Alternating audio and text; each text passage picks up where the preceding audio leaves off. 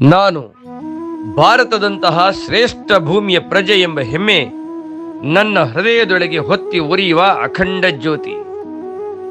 ಇದು ಕೇವಲ ಮಣ್ಣಲ್ಲ, ಸಹಸ್ರಾರು ವರ್ಷಗಳ ತಪಸ್ಸಿನ ತೇಜಸ್ಸು ತುಂಬಿಕೊಂಡ ಪುಣ್ಯಭೂಮಿ.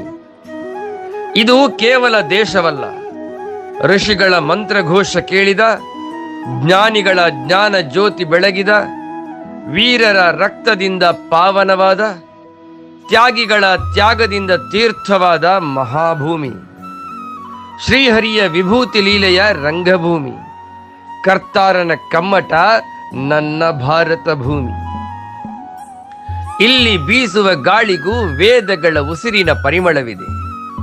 ಇಲ್ಲಿ ಹರಿಯುವ ನದಿಗಳಿಗೂ ಶತಮಾನಗಳ ಸಂಸ್ಕೃತಿಯ ಸಂಗೀತವಿದೆ.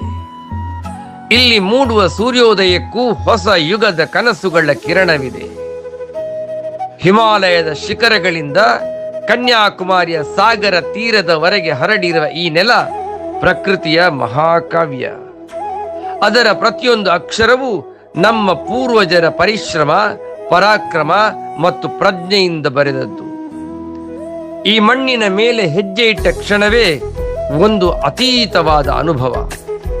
ಈ ಗಾಳಿಯನ್ನು ಉಸಿರಾಡಿದ ಕ್ಷಣವೇ ಒಂದು ಮಹಾಭಾಗ್ಯ.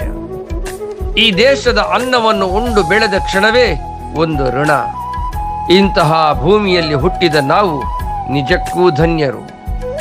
ರಾಮನ ಧರ್ಮದಿಂದ, ಕೃಷ್ಣನ ಕರ್ಮಯೋಗದಿಂದ, ಬುದ್ಧನ ಕರುಣೆಯಿಂದ, ಬಸವಣ್ಣನ ಸಮತೆಯಿಂದ, ವಿವೇಕಾನಂದರ ಜಾಗೃತಿಯಿಂದ, ಭಗತ್ ಸಿಂಗ್ನ ಬಲಿದಾನದಿಂದ, ಸುಭಾಷರ ಶೌರ್ಯದಿಂದ ಈ ದೇಶದ ಆತ್ಮವು ಯುಗ ಯುಗಗಳಿಂದ ನಮ್ಮನ್ನು ಎಚ್ಚರಿಸುತ್ತಲೇ ಬಂದಿದೆ.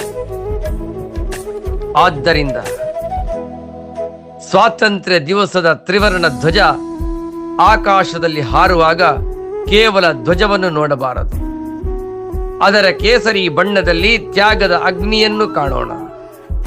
ಬಿಳಿಯಲ್ಲಿ ಸತ್ಯದ ಬೆಳಕನ್ನು ಕಾಣೋಣ. ಹಸಿರಿನಲ್ಲಿ ಭಾರತದ ಜೀವಂತ ಕನಸನ್ನು ಕಾಣೋಣ. ಅಶೋಕ ಚಕ್ರದಲ್ಲಿ ನಿರಂತರ ಚಲಿಸುವ ರಾಷ್ಟ್ರಧರ್ಮವನ್ನು ಕಾಣೋಣ. ಈ ಮಣ್ಣು ನಮ್ಮ ತಾಯಿ, ಈ ದೇಶ ನಮ್ಮ ಉಸಿರು, ಈ ಸಂವಿಧಾನ ನಮ್ಮ ದಾರಿದೀಪ, ಈ ಸ್ವಾತಂತ್ರ್ಯ ನಮ್ಮ ಪೂರ್ವಜರು ನಮಗೆ ಒಪ್ಪಿಸಿದ ಪವಿತ್ರ ಹೊಣೆ. ಹೀಗಾಗಿ ನಾವು ಹೆಮ್ಮೆಯಿಂದ ಹೇಳೋಣ, ನಾನು ಈ ಭಾರತದ ಪ್ರಜೆ, ಋಷಿಗಳ ತಪೋಭೂಮಿಯ ಪ್ರಜೆ, ವೀರರ ಬಲಿದಾನದ ಭೂಮಿಯ ಪ್ರಜೆ, ಜ್ಞಾನ, ಕರುಣೆ, ಧರ್ಮ ಮತ್ತು ಮಾನವೀಯತೆಯ ಮಹಾಪರಂಪರೆಯ ಪ್ರಜೆ. ನನ್ನ ಜನ್ಮಭೂಮಿಯ ಮಣ್ಣಿನ ಕಣ ಕಣವೂ ನನಗೆ ಪರಮ ಪವಿತ್ರ. ಅದರ ಗಾಳಿಯ ಪ್ರತಿಯೊಂದು ಉಸಿರೂ ನನಗೆ ಅಮೃತ. ಭಾರತೀಯರ ಪ್ರತಿಯೊಂದು ಕಣ್ಣೀರಿಗೂ ನನ್ನ ಹೃದಯದಲ್ಲಿ ಸ್ಥಾನವಿದೆ. ಈ ಪುಣ್ಯ ಭೂಮಿಯಲ್ಲಿ ಹುಟ್ಟಿದ್ದೇನೆ ಎಂಬುದೇ ನನ್ನ ಮೊದಲ ಹೆಮ್ಮೆ. ಈ ಭೂಮಿಗೆ ಬದುಕಿದ್ದೇನೆ ಎಂಬುದೇ ನನ್ನ ಸಾರ್ಥಕತೆ.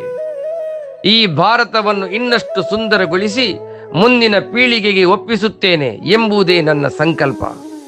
ಜೈ ಭಾರತ್, ಜೈ ಹಿಂದ್.